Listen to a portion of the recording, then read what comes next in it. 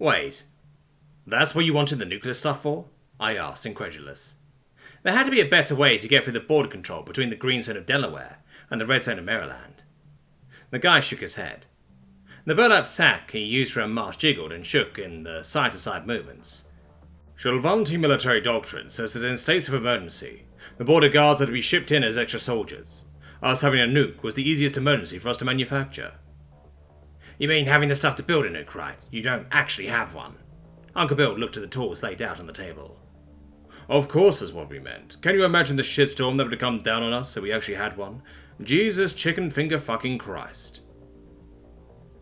So someone's got to go tip them off then. I wished I hadn't said that. Everybody stared at me. No. They'd recognize my voice.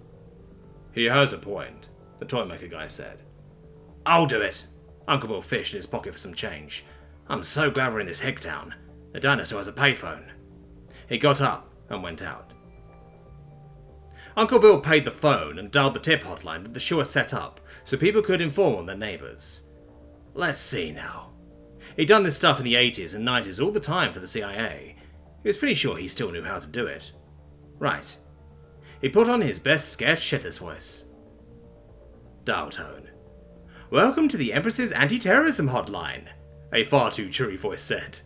At the tone, please place your anonymous tip. Beep. Hello? I think I heard some people talking about nuclear material. We're in the town of Hayseed. Please send somebody. I'm scared. He hung up. Hopefully they were nice enough to at least respond to a scared old man's calls for help. He knew he was always happy to help out an old lady. In Annapolis, Baron Stamantios read over some reports with an increasingly perplexed look on his face. This look did, however, slowly become replaced with the one he got when he was scheming. Bister, he said calmly, you've been a wonderful secretary for years. You've always been able to provide me with excellent counsel. What do you need, sir? Bister shuffled around some flies as she attempted to hide the newspaper she'd been reading. You're obviously up to date on the news. The military and interior are investigating a number of my projects. Public approval of our operations in Maryland are at an all-time low, and we're getting reports that insurgents in the region have access to nuclear material. If we just seize the material, we risk lowering our approval even further. If we do nothing, that's another hook for the military to investigate.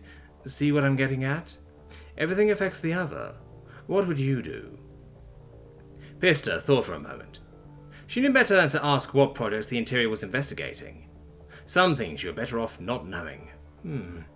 I'd say seize the nukes, then spin it to turn public opinion against the terrorists. If you play it right, you could probably gain leniency from the interior, since these projects of yours are in response to legitimate threats. Baroness Stamantios knew that his faithful secretary meant something like claim that they were planning to set up weapons in populated areas, but he knew he had to go one step further. You couldn't say something like that without proof. And once again, my Lord Secretary proves she's so much more than just a secretary. If they ever got back to Shill, he was so recommending her for an awesome position. She deserved it. Yes, sir. Bister went back to her newsfeed. A quick look from the Baron confirmed that it was the classified interior one. Clever girl. I think I know exactly what I'm going to do. He got on the line with one of his contacts. Darga, a group of Pianite defense contractors recently began operating in the nation of Russia. They're protecting some businesswomen. See if you can't divert some of their uniforms and equipment my way, darling. And let's get a hold of some of those confiscated human weapons too, please. Thank you, sweetie. It was impressive for what he had in mind that the forensics reports show that it was humans who did the job. Oh, and check the Calvert Cliffs power plant for extra nuclear material. Neptunium, preferably. The Giovanni had been replacing the human fission reactors with far more efficient fusion reactors. For as the Baron knew, they were still working on the one at Calvert Cliffs, and that meant there was a good chance waste products and fuel rods hadn't been transported out yet. Normally before a raid like this, they would have performed a far longer recon on a town, but this situation necessitated brevity. As such, a few hours recon with a drone flying over the town would have to do. In fact, the drone had been launched soon, as the soldiers working border control had been told to mount up and assist the recovery teams to get some nuclear material. That would leave the border undefended for a bit, but the insurgency making nukes was a far bigger deal. That didn't stop Sergeant Malasia from cursing the lack of intelligence as she and her podmates stacked up outside the warehouse their anonymous caller had mentioned. She had no clue what was waiting on the other side of the door for them. Oh well. They were going to have to do this themselves. She grabbed a small plastic ball off the auto-Torox and tossed it through the window. The sensors in the ball picked up. That couldn't be right. According to the sensors, there wasn't actually anybody in this building. Malaysia cautiously crowbarred open the door.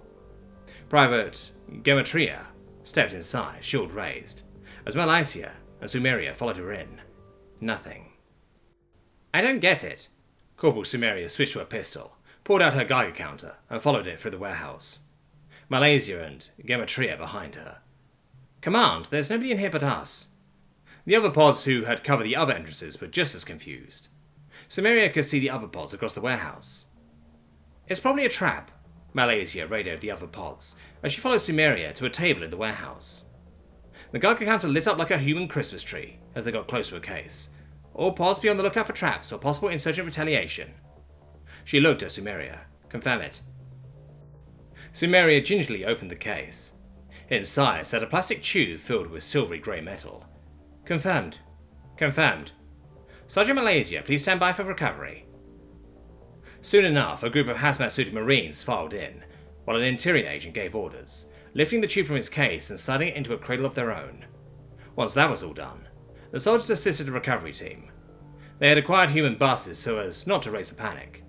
They were great, useful vehicles. However, it took multiple people to load and unload the equipment. Malaysia, her pod, and all the others made multiple trips, putting boxes back on the bus before they all filed into their own. They kept at the ready as the buses rolled out of town. Why do you think they left the warehouse empty? Malaysia was genuinely confused. The interior agent shrugged. You didn't hear this from me, but humans are skilled at manipulation. They probably tried to distract us from something else and just don't need the nuclear material anymore. Or that they gave up a little so we'd find something and call off the search. Or that. The interior agent shut up as she heard a noise overhead. Malaysia looked out the window. Outside, a black aircraft hung in the air, held aloft by a spinning blade. She could see missile pods hanging from the side. They flashed as a pair of missiles blew apart the bus ahead of them. The pods flashed a second time, and the bus behind them blew up. Malaysia always expected a whoosh sound, but it was more of a generic bang. There was a third bang. The driver struggled to avoid a pair of missiles as they blew a crater in the road ahead. The bus spun, then skidded, then flipped. Malaysia lost consciousness for a few seconds. When she came to, the bus was on its side, and she was pinned to a window by the cradle containing the radioactive metal. The damn thing held her arm down. She could hear vehicles outside, voices too. Then she saw sparks and heard a grinding sound. Somebody was cutting in. She reached for her pistol, only for pain to shoot through her. Her other arm was broken. Once they cut a hole large enough to step through, Malaysia couldn't believe it. Pionites, she whispered. She recognized that black and yellow uniform anywhere. They gave hand signals to each other, as if you removed the Neptunium from its cradle. Others went about the bus, putting a few bullets in each of the corpses just to be sure. Their armor still held, but from point blank like this, 2 or 3 shots, and they caused some serious damage. Anybody who wasn't already dead was going to die soon. Wait, human weapons? Was Malaysia's last thought, as the barrel one of the Pionites held over her head flashed. That was the end of her. Once the merc stepped with the soldiers on the bus, one reached back in their human vehicle, a pickup truck, it was called. She pulled out a can of human gasoline and splashed it around the inside of the bus before tossing in a zipper lighter. The gas went up fast. Tell the Baron the job is done, the militia woman said, as she put the gas can back in her trunk. The truth was, these were no Pirate Defense Corps mercs.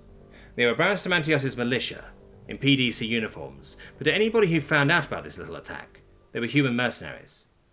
Just to make sure, they had the helmet camera feeds and deleted the footage. Now that they had the Neptunium, they had one more stop to make. The Baron had hired a construction crew a few towns over. Brian sat in the cab of his backhoe as he waited for the Baron's militia to show up. He didn't know what he was burying, exactly. When he asked, he was answered with it being a part of the Baron's local health initiative, and he would be burying an additive in the local water table that would promote health in the surrounding towns. He was also told that, if all went well, his construction company would have more jobs from the guy in charge of Maryland in the future. No time to dwell on how suspicious that sounded, however, The militia base were here. They willously handed his foreman a few forms to sign, as another pushed over a cart loaded with barrels. And that was that. They got to work. Brian dug his hole, pausing every so often for the hydrologist to take a few measurements. So according to instructions, they were supposed to dig to the top of the water table, drop in the barrels, bury the spot, and mark it. In a few months, they'd come back to dig out the barrels and start anew somewhere else. Brian, however, was feeling a little ill by the end of the day. By the end of the day, he was shitting himself. He was puking by the time he got home. His last words were, "That hell shit didn't work." After 2 days, he was too sick to make words with his mouth. We sat in the motel room for a day or two as we waited for the go signal. Technically, it was just a chatter from the border patrol. They were supposedly tell us where the hole in the border security was, and supposedly we had just gotten it. We put the duffel bag full of pipes in our car, and we were off. Now we had a plan. Once we got close to the border, we would split up and find separate means of transportation, then meet with Emperor and his buddies just inside the border. I was a little excited, to tell you the truth. We'd heard about the Emperor raising hell all across Delaware for a while now. It's kinda cool to actually be meeting him.